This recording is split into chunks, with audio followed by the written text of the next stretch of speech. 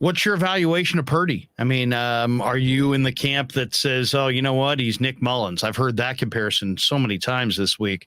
I'm pushing back kind of aggressively on that, saying I see a significantly better player than Nick Mullins. But it is preseason. It's hard to evaluate. He is a little bit undersized.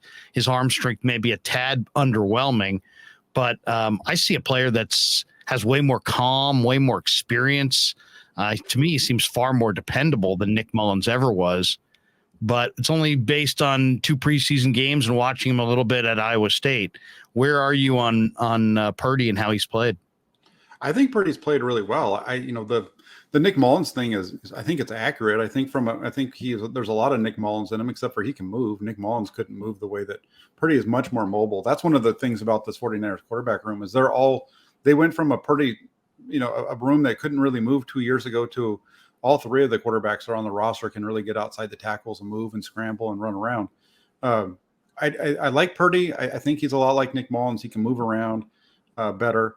Doesn't have the big arm, but you see him make plays. Every time he's on the field, he makes plays, and that's what it's really about. I heard so much negativity about him in training camp from early on, and I don't know what people were seeing there, because everything I've seen from him, he makes plays and he doesn't have a cannon arm, but he has enough of an arm to make 90% of what Kyle Shanahan wants.